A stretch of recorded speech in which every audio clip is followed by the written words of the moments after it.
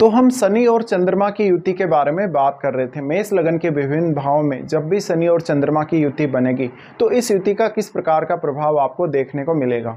इस वीडियो में अब ये हम अंतिम भाव के लिए बात कर रहे हैं। अंतिम भाव यानी आपका मेष लगन की कुंडली है, तो आपके मीन राशि में 12वें भाव में अगर ये युति बनेगी तो आप इस युति को कैसे विचार कर सकते हैं, कौन कौन से प्रभाव, कौन कौन से इफेक्ट आपको इस युति से देखने को मिल सकते हैं। देखिए, यहाँ गुरु का घर है और गुरु के घर में अगर देखा जाए तो शनि न्यूट्रल स्थिति में यहाँ होंगे और चंद्रमा के लिए ये उनके मित्र का घर होगा। लेकिन यहाँ चंद्रमा अगर शनि के साथ स्थित हैं तो वो शनि के अकॉर्डिंग ज़्यादा काम करेंगे कहीं ना कहीं। अगर इस कंजक्शन को जुपिटर का सपोर्ट मिल जाता है, जुपिटर की दृष्टि मिल जाती है या जुपिटर इनके साथ आ जाते हैं तो आपके ऊपर एक बहुत अच्छा पॉजिटिव इम्पैक्ट पड़ सकता है। अब यहाँ पे इसके जो प्रभाव हैं वो कैसे कैसे रह सकते हैं। देखिए, ये 12वां भाव है, ये आइसोलेशन को दर्शाता है, एकांत को दर्शाता है कहीं ना कहीं, या आप कोई भी ऐसे प्लेस पे हैं जहाँ पे बहुत ज़्यादा आप आइसोलेटेड हैं या जो भागदौड़ भरी ज़िंदगी है उससे दूर हैं, अकेले में हैं।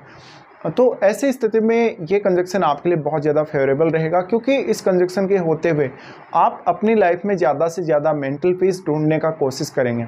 चंद्रमा आपके 4th लॉर्ड होने की वजह से यहाँ शनि आपके 10th और 11th लॉर्ड हैं, इसलिए ये कंजक्शन आपको बहुत ज़्यादा आइसोलेट करेगा लाइफ में। आपको ये कंजक्शन वैराग्य की तरफ लेकर जा सकता है, बहुत ही ज़्यादा आध्यात्मिक व्यक्ति बना सकता है, धार्मिक व्यक्ति बना सकता है, पूजा पाठ या कोई भी मंत्र जाप, साधना वगैरह करना, कोई सिद्धि वगैरह करना, ऐसे कार्यों की तरफ ये कंजक्शन आपको लेकर जाएगा।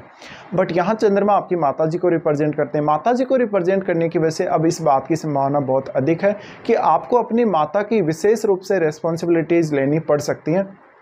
तो यहाँ आपके 4th हाउस का कहीं ना कहीं लॉस आपको जरूर देखने को मिलेगा। अगर इस कंजक्शन को बृहस्पति का सपोर्ट मिल जाता है तो कुछ हद तक आप अपने निर्णयों में बहुत सटीक और सही होंगे और कुछ हद तक आपके जो खर्चे होंगे, जो एक्सपेंस होंगे, उनको रोक सकेंगे या उन पर थोड़ा कंट्रोल कर सकेंगे। तो ये आपके रिश्ते को बहुत बेहतर बनाएगा। बृहस्पति का दृष्टि का रहना या बृहस्पति का इनके साथ रहना कहीं ना कहीं आपको थोड़ा सा अंडरस्टैंडिंग में हेल्प करेगा। अब चंद्रमा यहाँ कितना ज़्यादा क्लोज है शनि के चंद्रमा जितना ज़्यादा क्लोज होगा उतना ही इस बात के चांसेस होंगे कि आप विदेश में बहुत जल्दी सेटल हो सकते हैं, अपने परिवार का साथ छोड़ सकते हैं, अपना घर छोड़ सकते हैं या अपनी माता से दूर जा सकते हैं। यहाँ पे अब चंद्रमा आपको देखना पड़ेगा चंद्रमा कितना ज़्यादा क्लोज है शनि के, और क्या शनि वक्री स्थिति में तो नहीं है। अगर शनि वक्री होते हैं तो इस केस में आपके लिए ये कंजक्शन ज़्यादा फेवरेबल होगा, लेकिन अगर शनि बहुत ही ज़्यादा पावरफुल है और वक्री नहीं है तो यहाँ चंद्रमा बहुत ज़्यादा प्रभावित होने वाले हैं। अब क्योंकि शनि आपके 10th लॉर्ड और 11th लॉर्ड हैं तो इस बात से भी ये संभावना बनेगी कि कहीं ना कहीं आपका जो कार्य क्षेत्र है वो विदेश से संबंधित हो सकता है या आप विदेश जाके सेटल हो सकते हैं। इसके लिए आपको हालांकि अपना पूरा चार्ट एनालाइज ज़रूर करना पड़ेगा। आपकी लाइफ में कभी भी इस जीवन काल में आपको शनि या फिर चंद्रमा की महादशा आती है तो ये महादशा आपके लिए बहुत ज़्यादा इम्पोर्टेंट होगी। शनि और चंद्रमा की ये युति वास्तव में आपको बहुत ज़्यादा अकेलापन देगी, बहुत ज़्यादा फ्रस्ट्रेटेड फील करवाएगी कभी कभी, और लाइफ में आप बहुत ज़्यादा इमोशनल नहीं होंगे। आपके इमोशंस पे शनि का जो नेगेटिव इम्पैक्ट है वो पड़ने वाला है। तो कभी कभी आप अपनी बहुत सारी बातें छुपाएंगे, अभी कभी भी आप खुलकर किसी के भी सामने नहीं आएंगे।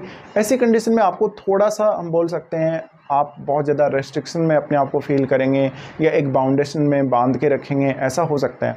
तो इस वजह से आपके अपने घर परिवार के साथ, अपने रिलेटिव्स के साथ या जिन भी लोगों के साथ आप कनेक्शन में रहते हैं उनके साथ आपके उतने अच्छे संबंध नहीं होंगे, आप मोह माया के प्रति उतने ज़्यादा आकर्षित भी नहीं होंगे। अगर यहाँ पर केतु का प्रभाव हो, बृहस्पति का प्रभाव हो तो भी ये स्थिति आपको ज़्यादा देखने को मिलेगी कि आप मोह माया में कोई ज़्यादा इंटरेस्ट नहीं लेने वाले हैं। अब देखिए, मेनली क्या होता है, शनि और चंद्रमा का जब भी कंजक्शन होता है तो यहाँ पे जिन भावों का शनि स्वामी है उन भावों के प्रति आप बहुत ज़्यादा रेस्पॉन्सिबिलिटी लेने की कोशिश करेंगे, लेकिन जो चंद्रमा जिस भाव के स्वामी है उसको लेकर आपको चिंता बहुत ही ज़्यादा रहेगी और ऐसे में एक समय बाद आप अपनी रेस्पॉन्सिबिलिटी से बहुत ज़्यादा दूर भाग सकते हैं या पूरी की पूरी रेस्पॉन्सिबिलिटी आप छोड़ सकते हैं, क्योंकि ये 12वां भाव है और 12वें भाव में यानी यहाँ पर बहुत ज़्यादा लॉसेज हैं आपको। तो इस वजह से आपके 10th और 11th हाउस का आपको लॉस देखने को मिलेगा, 4th हाउस का आपको लॉस देखने को मिलेगा, या 4th हाउस से संबंधित जो चीज़ें आपको लाइफ में मिलेंगी उनसे आप बहुत ज़्यादा संतुष्ट तो नहीं होंगे। अब इस कंडीशन की वजह से आपका डेली रूटीन, आपका डेली लाइफ, आपका कैरियर, इन सब पर बहुत गहरा इम्पैक्ट पड़ने वाला है। तो अब आपको अपना ओवरऑल चार्ट चेक कर लेना चाहिए और आपको ये देखना चाहिए कि इन दोनों ग्रहों के साथ कोई भी अन्य ग्रह आपके 12वें भाव में स्थित है या नहीं है। देखिए यहाँ पे अब आपको देखना पड़ेगा आपके 6th हाउस को। 6th हाउस में कोई भी अगर अन्य ग्रह स्थित होगा तो वो इन दोनों ही ग्रहों पर दृष्टि डालेगा, इसलिए आपको आपके 6th हाउस को भी चेक करना बहुत ही ज़्यादा ज़रूरी होगा। अब यहाँ पे हम इनकी दृष्टियों के बारे में बात कर लेते हैं। सबसे पहले शनि यहाँ पर आपके दूसरे भाव पर दृष्टि डालेंगे, तीसरी दृष्टि, इसलिए आपको पैसा बचाना, कोई भी प्रॉपर्टी वगैरह खरीदना, कोई भी अपने लिए खुद के लिए कोई सामान खरीदना या कोई लग्जरी आइटम खरीदना बहुत ज़्यादा मुश्किल हो सकता है। इसके अलावा फैमिली से आपकी अटैचमेंट बहुत ही ज़्यादा हाई रह सकती है, लेकिन एक समय बाद या तो आप अपनी फैमिली की जो भी रिस्पॉन्सिबिलिटी आपकी बनती है उनसे दूर भागने लगेंगे या आप उनको किसी और को ट्रांसफ़र कर देंगे और आप एकदम फ्री होना पसंद करेंगे।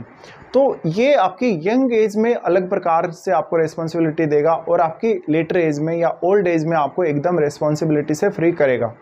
अब शनि की तीसरी दृष्टि होने की वजह से आपके लिए 2nd हाउस से जुड़े हुए कार्यों को हैंडल करना उतना आसान नहीं होगा।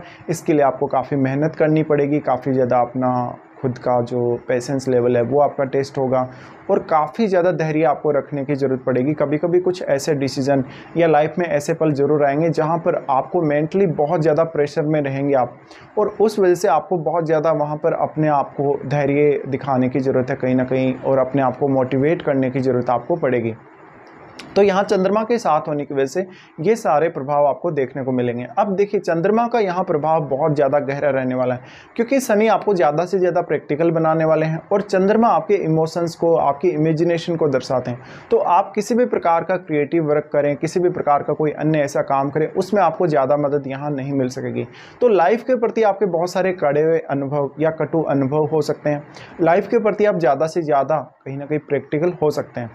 इमोशनली भी ये कंजक्शन आपको ज़्यादा से ज़्यादा प्रैक्टिकल ही बनाएगा। अब उसके बाद इन दोनों की ही दृष्टि आपके 6th हाउस पे पड़ेगी, तो शुरुआत में यंग एज में आपके लिए काम करना बिल्कुल आसान होगा, क्योंकि उस समय आप अपनी रिस्पॉन्सिबिलिटी के प्रति बहुत ज़्यादा सीरियस होंगे। लेकिन जैसे जैसे आपकी एज आगे बढ़ेगी वैसे वैसे आप इस हाउस की रिस्पॉन्सिबिलिटी को भी छोड़ने का प्रयास करेंगे या त्यागने का प्रयास करेंगे, जिससे आप बहुत ज़्यादा ये नहीं देखेंगे कि आपको कौन कौन सी दिक्कतें आ रही हैं डेली लाइफ में, कौन कौन से इश्यूज आ रहे हैं, बल्कि आप मोक्ष मार्ग को चुनना या वैराग्य को चुनना ज़्यादा पसंद कर सकते हैं। या आप अपने आप को एकांत में ले जा सकते हैं जहाँ पर आप खुद को पहचान सकें, खुद से वार्तालाप कर सकें, खुद के बारे में ज़्यादा से ज़्यादा विचार कर सकें। फिर शनि का दृष्टि यहाँ से आपके 9th हाउस पे रहेगा। 9th हाउस पे जो दृष्टि है उसकी वजह से आपको ये लंबी दूरी की यात्रा करने, आध्यात्मिक या धार्मिक ज्ञान अचीव करने, आपको उच्च शिक्षा हासिल करने में कंजक्शन बहुत ज़्यादा मदद कर सकता है।